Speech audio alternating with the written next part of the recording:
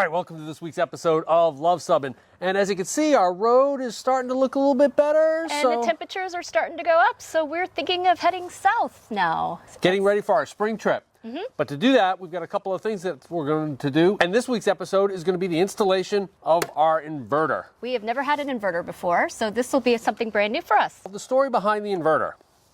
So we had a viewer contact us, and you know who you, we won't mention names, but you know who you are, and said, hey, I just bought a brand new Airstream, and I want a 2,000 watt inverter, but it came with a 1,000 watt inverter. And he very generously packed this up and sent it to us if we wanted it. He packed it beautifully, and it's here. So we want to thank that viewer very much for doing this, because we've never ever had one. Right.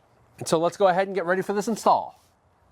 Before we go ahead with the installation, let's talk a little bit about how your RV uses its electrical system.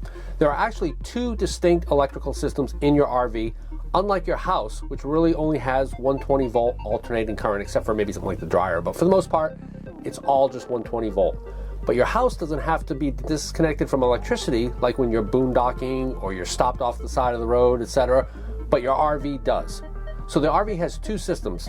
Really, the only thing that runs off of 120 volt, even when you're hooked up to shore power, is your air conditioning, your outlets, and in some cases your refrigerator. When we're boondocking, we're running that on propane, but usually it's on 120 volt AC. In order to run on 12 volts, all your lighting systems, your fans, your overhead to your oven, your radio, all has to be on 12 volt, and it runs 12 volt all the time, even when you're hooked to 120 volt shore power. The job of converting that to 12 volt is your converter, and it's going to take the 120 volt alternating current and convert it to 12 volt direct current. Direct current is what batteries produce. And then it's going to distribute that to all your different fixtures and your lights and everything, even when hooked to shore power. When you're boondocking, however, the inverter does the exact opposite of the converter. It's going to take your 12 volt direct current from your battery, and it's going to change it to 120 volt alternating current. And depending upon how your rig is set up, it may do it to a certain number of outlets or to all the outlets. For us, we're just going to hook it up to one outlet because we really don't have a big need. That's why we've survived for 20 years without an inverter. But things have changed a little bit because our computer now requires to be plugged into just 120 volt. It can't take 12 volt. Our camera battery and a few other things like my electric razor only can use 120 volt AC. So, question. Yes.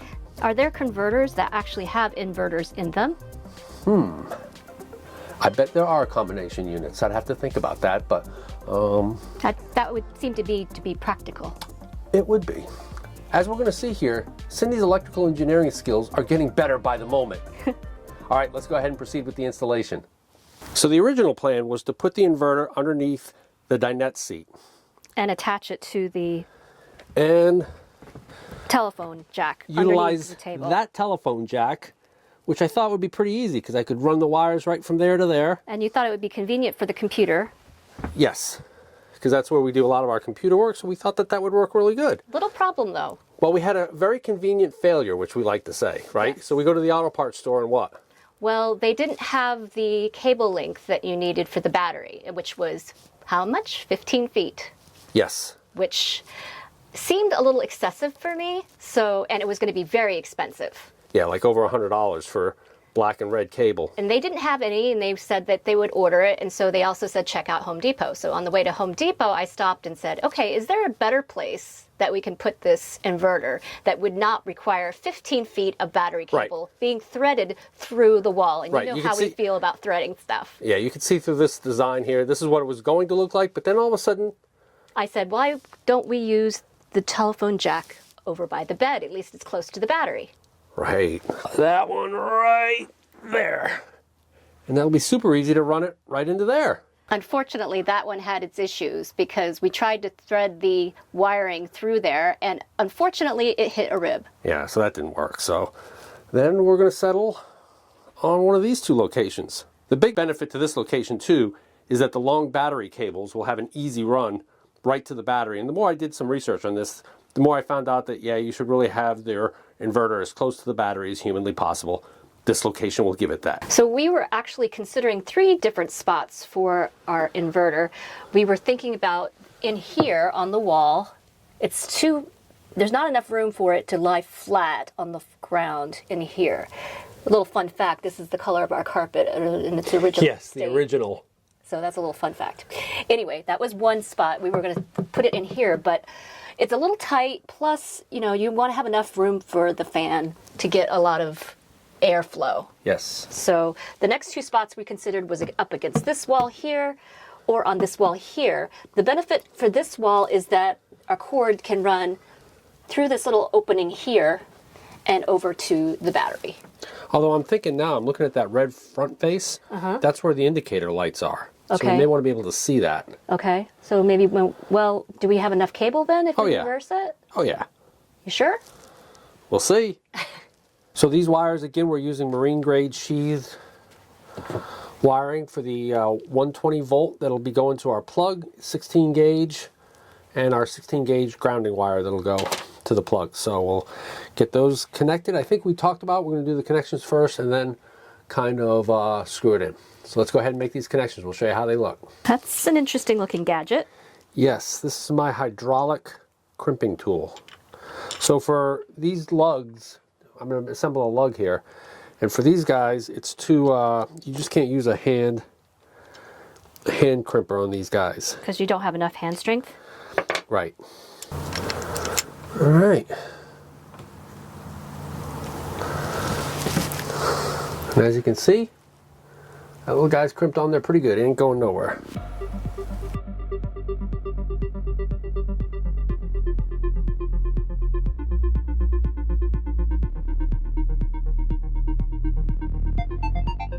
First thing you do is going to connect all the wires on the back. Yep. You're going to use a Wago. Yep. Oh yeah, my favorite thing.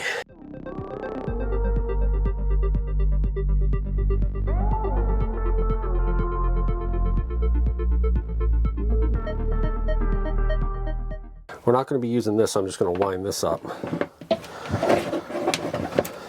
What's that plug for? I actually don't even know. I think it's in theory, you can plug it into something and then you'll get really good power out of this thing, because this is a pure sine wave inverter, so the power curve looks like this, and it's, instead of like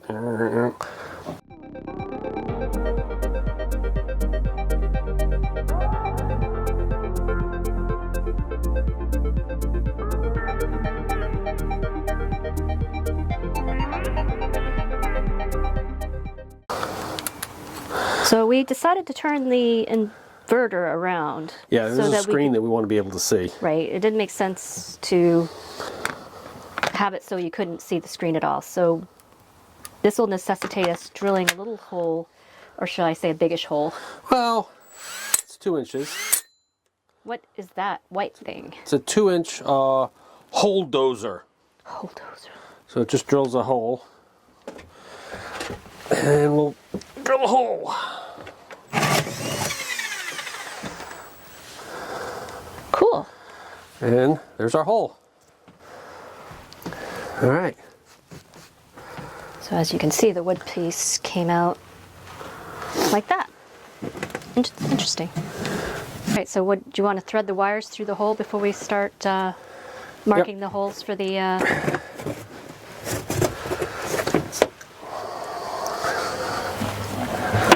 inverter?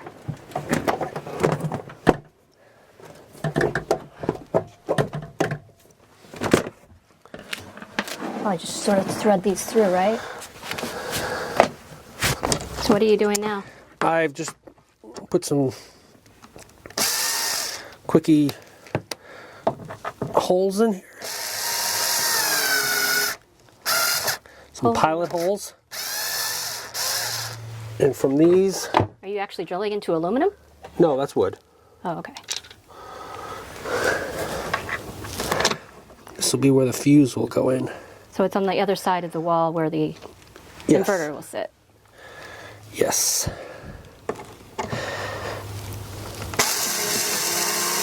All right. So you can see it right there. So this guy will get screwed onto him.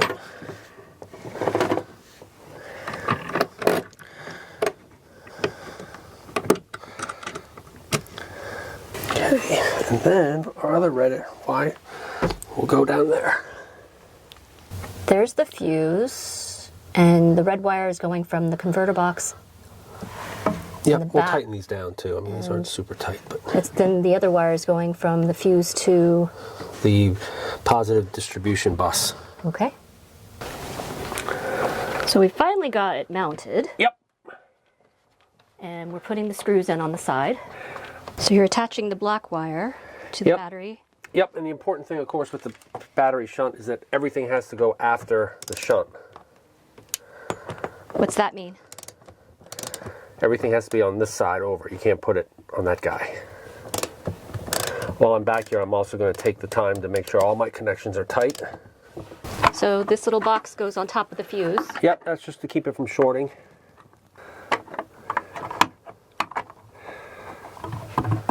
Okay. Very nice. All right, so the next step is going to be to cut the cutouts for the receptacle, for the AC receptacle, which would be this guy right here. And to do that, you got some templates. I got 2 templates that I made to make sure that both the outlet will fit in and the template for the remote.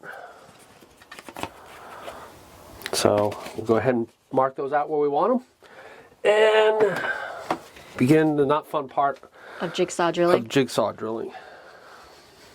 Or actually jigsaw cutting. Yeah. Not technically drilling.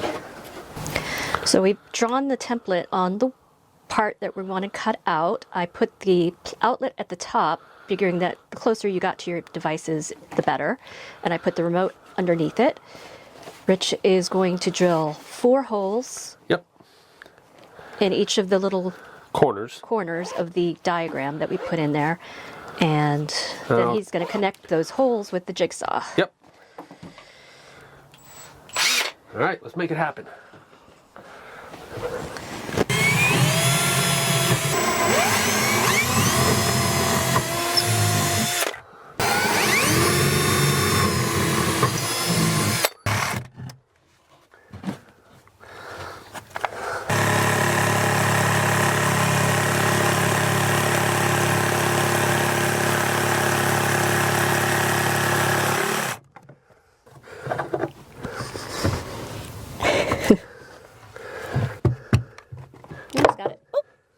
As you can see, all our wires are passed through.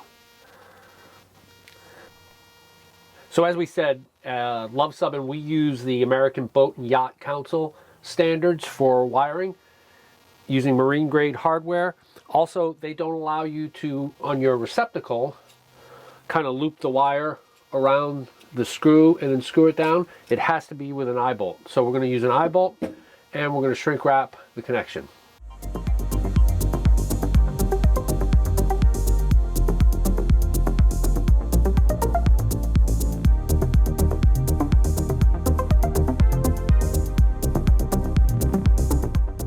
Is that basically only a one-use thing? I mean, other than maybe making creme brulee? Well, no, it's also a soldering iron, so I can solder with it. That's pretty cool. I was just thinking I could use it to make a good meringue or a creme brulee. You can do that too. Just don't fire it into the wood. That would be very bad.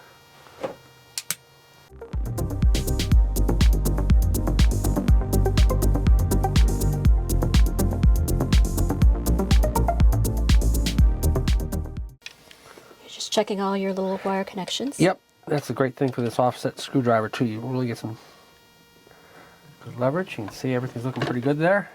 Yep. So why are we putting it in a blue box? Yeah, it's just to set it off. And to protect the back wires. Yeah, to make everything safe. All right, and there we can see the Completed. Receptacle installed. Right. Last step is to get the remote switch. We'll do that here shortly. Which should be easier because it's a telephone cable. Yes. There you can see the socket and the remote. So we made a discovery today. Yes, Cindy jinxed it, as we said, by saying that this would be the simplest part. And this is the phone cable that I thought it came with it. And so I figure it would work. It would work. And there is absolutely no way it is fitting into that hole. 0.00% chance. So we went to Staples and met a very helpful individual there. He let me open a couple packages, and come to find out, it's not the cord that goes from the phone to the wall. It's the receiver cord that fits in. That goes from the phone, the handset on the phone, to the phone itself. And that's the only one that'll fit. So yeah, so that's it's like the a little last part of our installation here. It's a little coiled cable. Yeah. All right. All right, let's finish this puppy up and test her. So who knew? So we put the battery back in. Yep. We've got it out of the store mode. So everything should be active. So do you want me to try? The test procedure is going to be as follows. I'm going to turn it on here first, just to make sure it has power like normal. Okay. And then I'll turn it off and we'll test the remote. Okay. And then once we know it's running, then I'll test the socket. Okay. All right. So test number 1. It works. I can hear a fan. Yeah, I like this location because it gives it a lot of room to function as far as take in air from, this is not sealed great. Sounds like it's not doing anything bad, like vibrating or anything. Right. Okay. Let's turn that off. Cindy will try the remote. Right. That's just this button right here, right? Yep. Oh, you have to get it a firm push. Okay. So it's doing its thing. I thought there was supposed to be a light or something. Let's see what it says. It says LED. Oh, okay, it does have a light. LED light, inverter on, LED off, inverter off. Okay? All right. Looks like the LED light is on. Let's go ahead and test the voltage. All right, Rich is testing the voltage using his fluke meter. 118? 118.2, 118.3. 118.3. It's working. Okay, let's go ahead and run some tests here. I've got my Victron BMV battery monitor here, and it is showing that we are currently, with the lights all on and everything, pulling 3.73 amps. And we're going to go ahead and turn it on and see how much this thing draws power-wise. That'll be interesting. And you can see it's drawing now 5.56 amps. Is that a lot? I don't know. It is what it is, right? Right. So let's go ahead and plug in. What we're going to do is, this is an example of why we have this. We have power now. By the way, important safety feature, always have power, obviously shore power disconnected, but we also disconnect the battery completely. This is the first thing we'll go ahead and plug in. This is the light battery to our light. Let's go ahead and see how that works. And now we're at about 6.17 amps. So it's drawing power. Yep. As that recharges. Awesome. So the last thing we're going to do is let this run for a while. Make sure nothing happens bad. We haven't released any smoke, which is good. And we're going to clean up our mess. We're going to clean up our mess, but as it runs and charges, once it's been running for quite some time, I'll do an infrared survey with my infrared camera to make sure I don't have any hot spots and any connections. That sounds perfect. All right, let's go ahead and start cleaning up. All right, so we have the inverter running. Yep, it's been running for quite some time. Before we do the infrared survey, the final test we're going to do is with our circuit analyzer. And this will show whether we've got an open ground or anything problematic. Any type of defect. We always keep this plugged into our wall sockets so that we can always tell if something goes wrong. And so let's go ahead and plug it in. Keep our fingers crossed. And that looks good. So what's it showing? 2 yellow lights. So what are you doing? We are doing our infrared survey. It's been running for quite some time, so we're just making sure we don't have any hot spots anywhere. Awesome. It's our final stage, right? That's it. Other than just buttoning her up and closing her up.